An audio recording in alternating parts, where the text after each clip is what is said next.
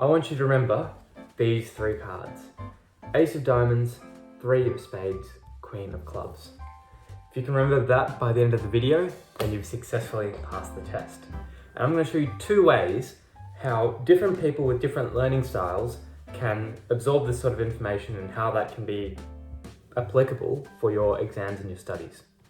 The first way is the more right brain memory palace kind of way. And if you don't know how a memory palace works, I highly recommend you look into it, because this is how the world-class people who memorize full decks of cards or pi to ridiculous numbers of digits, they all use this technique called the memory palace. And we'll go through a short version of it today.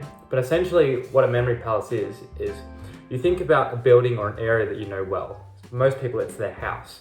And you basically go through a tour of your house, and every room in your house you can put a series of objects. So let's say you walk into your house from outside, and on the front mat, in your mind, you think of an object there. And then you go into the house, and maybe there's a kitchen, and then you look around your own kitchen, and you can put various objects there. And that will help you remember the order of a bunch of things. And what you need to basically do is in each room, create this vivid image, which you can then remember, and if you can link it to the function of that room, even better. So a sort of shorter, similar version of that when we're thinking about how we can memorize our card sequence. So, especially with cards, there's a trick called person, action, object.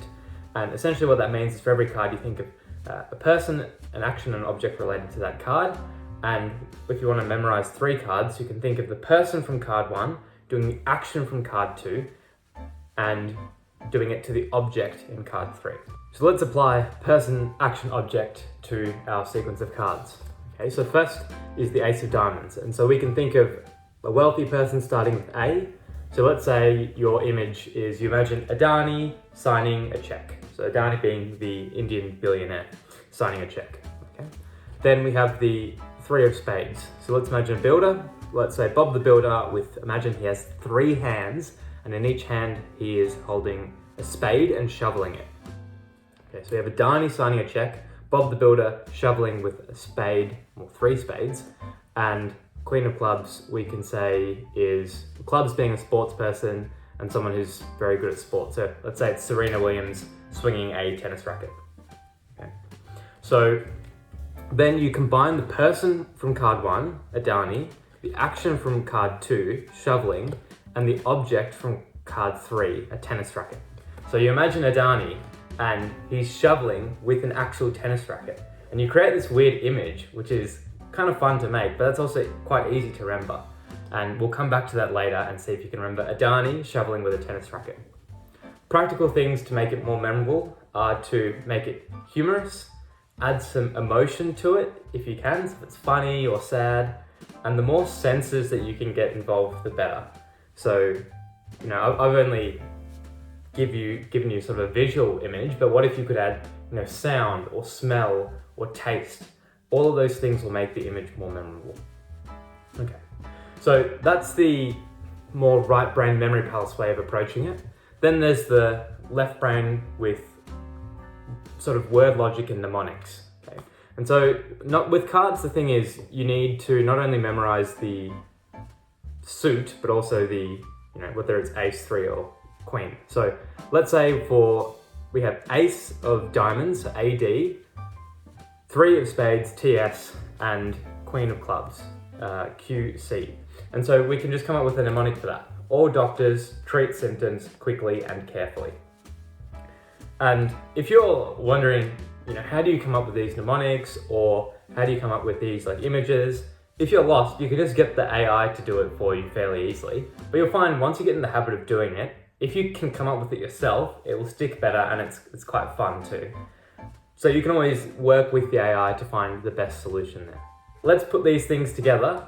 Do you remember what the sequence of cards are, and which way of memorizing the sequence is better to you? Which one stands out to you? Do you remember Adani shoveling the tennis racket? In which case Adani, he was our ace of diamonds. Shoveling, you can almost imagine with three hands, that's the 3 of spades. And then the the tennis racket was Serena Williams and the Queen of Clubs. Or do you remember, all doctors treat symptoms quickly and carefully. Ace of Diamonds, TS, 3 of Spades, and Queen of Clubs.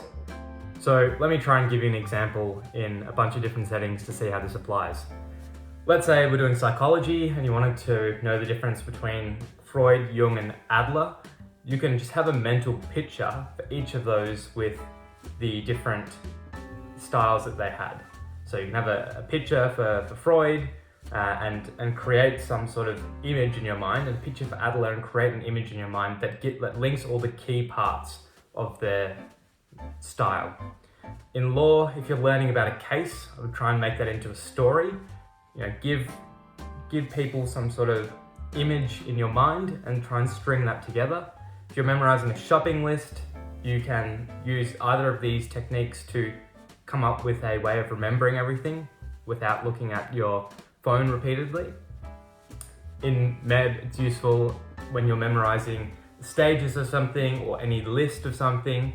4 H's, 4 T's for cardiac arrest, and basically every setting will have its own use. And I'm sure the more you try and think, how can I use these things, or any list you have that is basically 3 things or more long, I would highly encourage you to try it, because you might remember it in the short term, but by the time the exam comes around and you need 100 of these lists of 3s in your mind, then it's just helpful to have something that's really easy to remember and fun to remember as well. If you found this video useful, you might like my other videos on study habits and study techniques, and there'll be a new video every week on how to study better and improve your study strategies. Please show your support for the channel, and thanks so much guys for watching the video. See you next time.